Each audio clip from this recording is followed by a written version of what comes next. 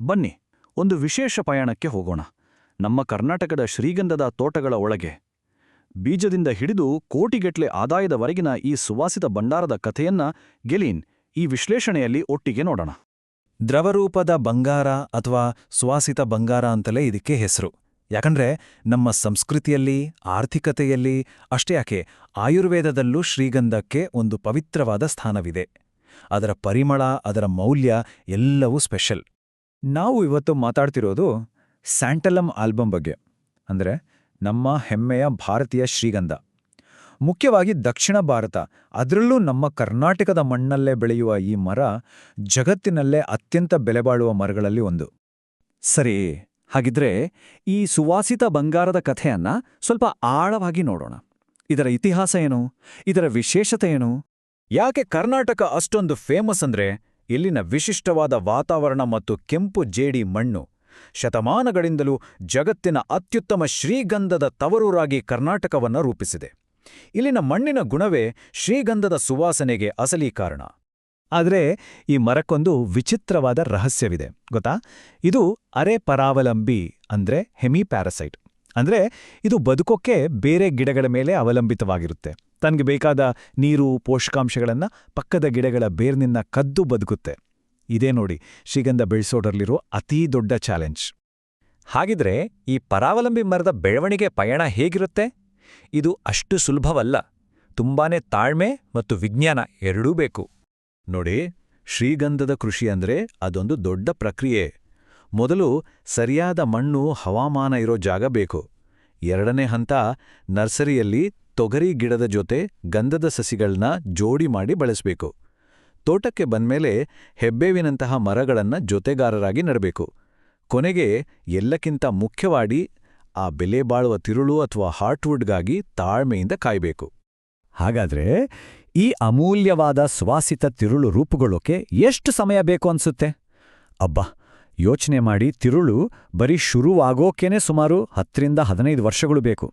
ಸರಿ, ಇಷ್ಟು ವರ್ಷಗಳ ಕಾಯುವಿಕೆ ಒಂದೆಡೆ ಆದ್ರೆ ಈ ಮಧ್ಯದಲ್ಲಿ ರೈತರು ಎದುರಿಸುವ ಅಪಾಯಗಳು ಇನ್ನೊಂದು ಕಡೆ. ಅವು ಯಾವುವು ಅಂತ ನೋಡೋಣ. ಮುಖ್ಯವಾಗಿ 2 ದೊಡ್ಡ ಅಪಾಯಗಳಿವೆ. ಒಂದು ಪ್ರಕೃತಿಯಿಂದ ಬರೋದು, ಇನ್ನೊಂದು ಮನುಷ್ಯರಿಂದಲೇ ಬರೋದು. ನೈಸರ್ಗಿಕ ಅಪಾಯ ಅಂದ್ರೆ ಸ್ಯಾಂಡಲ್ ಸ್ಪೈಕ್ ಡಿಸೀಸ್. ಇದು ಫೈಟೋಪ್ಲಾಸ್ಮಾ ಅನ್ನೋ ಸೂಕ್ಷ್ಮಾಣುವಿಂದ ಬರುತ್ತೆ. ಇದಕ್ಕೆ ಚಿಕಿತ್ಸೆಯೇ ಇಲ್ಲ. ಕೇವಲ 2ರಿಂದ 3 ವರ್ಷದಲ್ಲಿ ಇಡೀ ಮರವನ್ನೇ ಸಾಯಿಸ್ಬಿಡ್ಬೋದು. ಇನ್ನೊಂದು ದೊಡ್ಡ ತಲೆನೋವಂದ್ರೆ ಕಳ್ಳತನ. ಶ್ರೀಗಂಧಕ್ಕೆ ಚಿನ್ನದ ಬೆಲೆ ಇರೋದ್ರಿಂದ ಕಳ್ಳಕಾಕರ ಕಂಡು ಯಾವಾಗ್ಲೂ ಇದರ ಮೇಲೆ ಇರುತ್ತೆ. ಹಾಗಾಗಿ ಈ ಬಂಗಾರವನ್ನ ಕಾಪಾಡೋದು ಅಂದ್ರೆ ಸುಮ್ನೇನಾ? ನೋಡಿ, ಸುತ್ತ ಬಲವಾದ ಬೇಲಿ ಬೇಕು, ಸಿಸಿಟಿವಿ ಕ್ಯಾಮೆರಾಗಳು, ಮೋಷನ್ ಸೆನ್ಸರ್ಗಳು, ದಿನದ 24 ಗಂಟೆಯೂ ಭದ್ರತಾ ಸಿಬ್ಬಂದಿ, ಜೊತೆಗೆ ಸುತ್ತಮುತ್ತಲಿನ ಜನರ ಸಹಕಾರ, ಇವೆಲ್ಲ ಬೇಕೇ ಬೇಕು. ಇಷ್ಟೆಲ್ಲ ರಿಸ್ಕ್ ಇದ್ರೂ ಯಾಕೆ ಇತ್ತೀಚೆಗೆ ಶ್ರೀಗಂಧ ಕೃಷಿ ಬಗ್ಗೆ ಜನ ಮಾತಾಡ್ತಿದ್ದಾರೆ? ಅದಕ್ಕೆ ಕಾರಣ ಕಾನೂನಿನಲ್ಲಿ ಆದ ಒಂದು ಮಹತ್ವದ ಬದಲಾವಣೆ. ನೋಡಿ, 2001ಕ್ಕಿಂತ ಮುಂಚೆ ಶ್ರೀಗಂಧ ಸಂಪೂರ್ಣವಾಗಿ ಸರ್ಕಾರದ ಹಿಡಿತದಲ್ಲಿತ್ತು. 2001ರಲ್ಲಿ ಖಾಸಗಿಯವರು ಬೆಳಿಬಹುದು, ಆದರೆ ಮಾರಾಟ ಮಾತ್ರ ಸರ್ಕಾರಕ್ಕೆ ಮಾಡಬೇಕಿತ್ತು. ಆದರೆ 2022ರಲ್ಲಿ ಬಂದ ಕರ್ನಾಟಕ ಶ್ರೀಗಂಧ ನೀತಿ ಇದೆಯಲ್ಲ, ಅದೇ ನಿಜವಾದ ಕ್ರಾಂತಿ. ಈಗ ರೈತರು ತಾವು ಬೆಳೆದ ಶ್ರೀಗಂಧವನ್ನ ಯಾವುದೇ ಅಧಿಕೃತ ಖಾಸಗಿ ಸಂಸ್ಥೆಗೂ ಮಾರಾಟ ಮಾಡಬಹುದು.